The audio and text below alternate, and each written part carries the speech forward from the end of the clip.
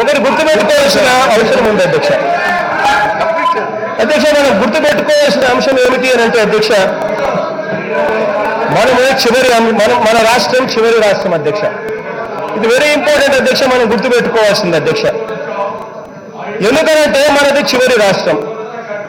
పైవాళ్ళు వదిలితేనే మనకు నీళ్లు కిందికి వస్తాయి అధ్యక్ష. పైవాళ్ళు కానీ నీళ్లు కిందికి వదలకపోతే మనకు నీళ్లు కిందికి రాని పరిస్థితి అధ్యక్ష. పైవాళ్ళు మనకు వదలకపోతే నీళ్లు కిందికి రాని పరిస్థితి ఉన్నప్పుడు మనం కేసులు వేయొచ్చు, పోరాటాలు చేయొచ్చు, కానీ ఫలితం ఏమిటో ఒకసారి ఆలోచన చేసుకోవాలి అధ్యక్ష.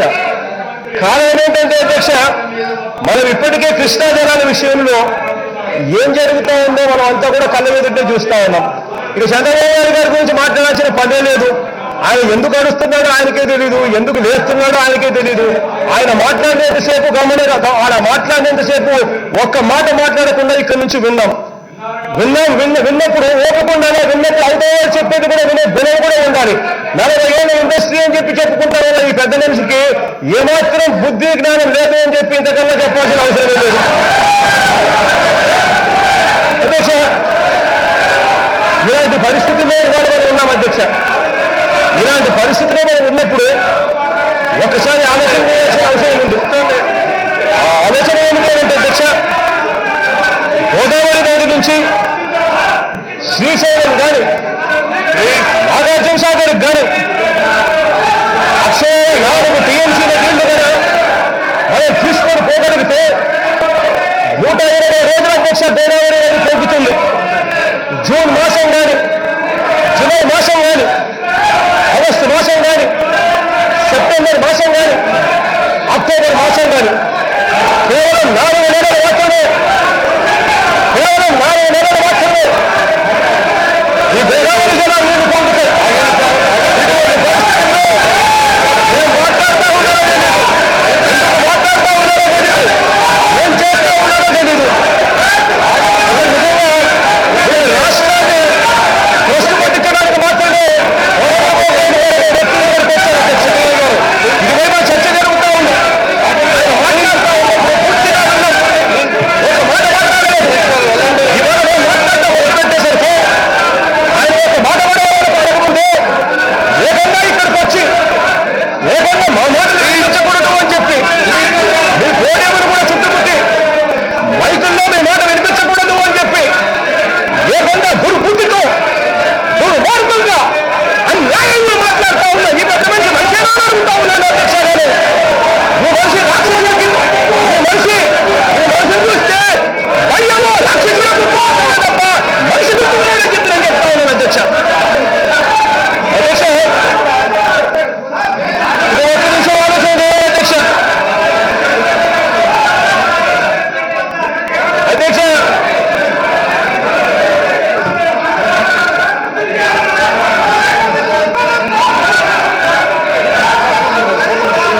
అధ్యక్ష, రెండు రాష్ట్రాలకు సంబంధించిన అధ్యక్ష గోదావరి నది పరిస్థితి ఒకసారి గమనించినట్లయితే ఆ గోదావరి నది పొంగేది జూన్ మాసంలో, జూలై మాసంలో, ఆగస్టు మాసంలో, సెప్టెంబర్ మాసంలో, అక్టోబర్ మాసంలో. అధ్యక్ష, ఈ 3022 టీఎంసీలు ఏదైతే పోలవరం ప్రాజెక్టుకు వస్తాయో ఆ 3000 టీఎంసీలలో అక్షరాల 2500 టీఎంసీలు, అక్షరాల 2500 టీఎంసీలు కేవలం ఆ జూన్ నుంచి అక్టోబర్ మాసంలోనే వస్తాయి అధ్యక్ష. అంటే 3000 టీఎంసీల నీళ్లకు గాను కేవలం 5 నెలల కాలంలో మాత్రమే 2500 టీఎంసీల నీళ్లు వస్తాయి అధ్యక్ష.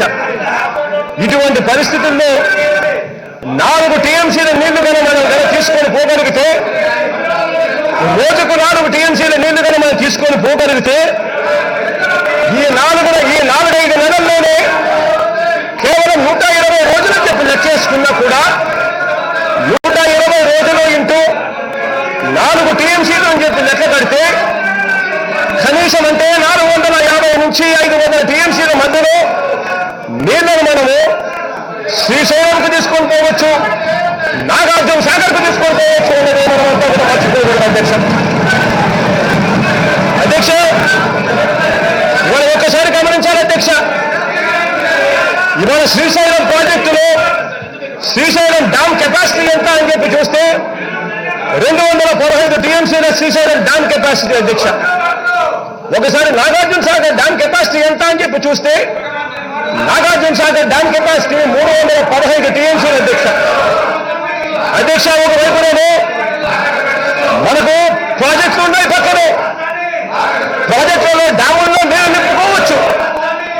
ఇవాళ పోలవరం ప్రాజెక్టు కట్టాలి అంటే ఎంత అవుతుందో తెలుసా అధ్యక్ష?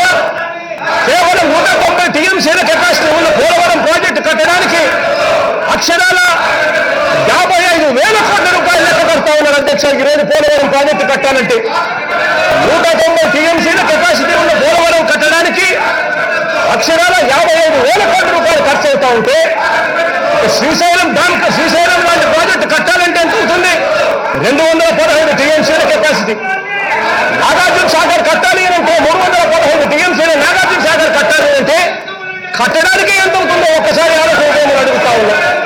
ఇక్కడ ఉండేది గుర్తుపెట్టుకోవాల్సిన అంశం ఏమిటి అంటే అధ్యక్ష, ఇటు శ్రీశైలం కానీ ఇటు నాగార్జున సాగర్ ప్రాజెక్టు కానీ ఈ 2 ప్రాజెక్టులు కూడా ఇవి 2 రాష్ట్రాలకు మధ్య ఉన్న ఉమ్మడి ఆస్తి అని మాత్రం ఎవరు కూడా మర్చిపోకూడదు అధ్యక్ష. అధ్యక్ష, ఈరోజు శ్రీశైలం కానీ ఈరోజు నాగార్జున సాగర్ కానీ ఈ ఆయకట్టు ఎవరిది అని చెప్పి చూస్తే ఈ ఆయకట్టులో అటువైపు తెలంగాణకు సంబంధించి 4 జిల్లాలు ఉన్నాయి అధ్యక్ష.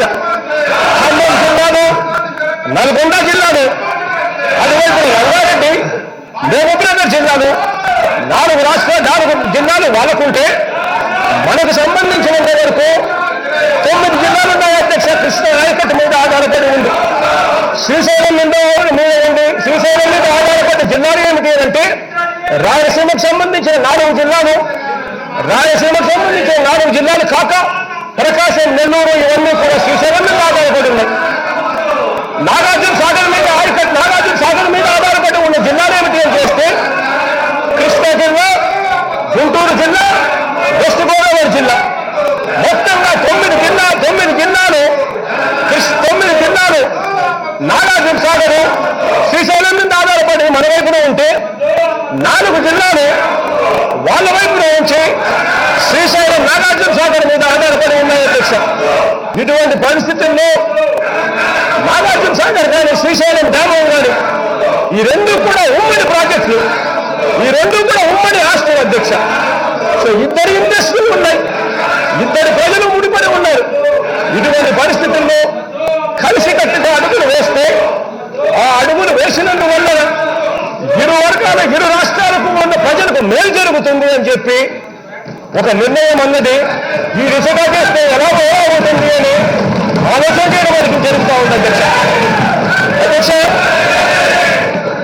ఇక్కడ ఒక మాట నేను చెప్పాను అధ్యక్ష, వీళ్ళకి ఇక్కడ మంచి చేయాలి అని ఆలోచన లేదు, ఎండిపోతా ఉన్న ప్రాంతానికి ముందు పోవాలని ఆలోచన లేదు. ఇవాళ దీని పరిస్థితి ఎలా ఉంది అంటే ఇవాళ జిల్లాలు ఎండిపోతా ఉన్నా పర్వాలేదు, జిల్లాలు ఇవాళ కరువు కాటకాలతో అల్లాడుతా ఉన్నా పర్వాలేదు, మాకు మాత్రం రాజకీయాలే కావాలి అని చెప్పి ఎక్కడ ఈ ప్రాజెక్టు పూర్తయి గోదావరి నది జలాలు శ్రీశైలంకు పోతే ఎక్కడ క్రెడిట్ వస్తుందేమో, ఎక్కడ జగన్కు మంచి పేరు వస్తుందేమో అని చెప్పి ఈర్ష్య తప్ప నేను ప్రతి మాటల్లో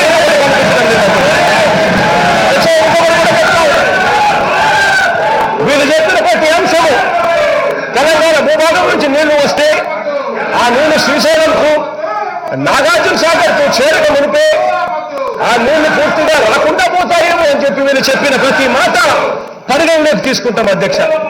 తీసుకొని ఆ పరిస్థితి రాకుండా పూర్తిగా నీళ్లను శ్రీశైలంలోకి ఎలా తీసుకొని పోవాలి, పూర్తిగా నీళ్లను నాగార్జున సాగర్కి ఎలా తీసుకొని పోవాలి అని చెప్పి తెలంగాణ ముఖ్యమంత్రితోనూ తెలంగాణకు సంబంధించిన అధికారులతోనూ మన రాష్ట్రానికి సంబంధించిన అధికారులను మనము ముఖ్యమంత్రులు కానీ మంత్రులు కానీ మనం అంతా కూడా ఆలోచనలు చేస్తాం అధ్యక్ష ఆ దిశగా.